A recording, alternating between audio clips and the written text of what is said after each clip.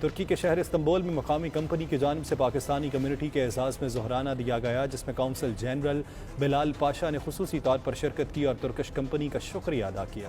ظہرانے میں پاکستانی کمیونٹی کی سرکردہ شخصیات نے فیملیز کے ہمراہ شرکت کی۔ عاطف بٹ رپورٹ کریں گے۔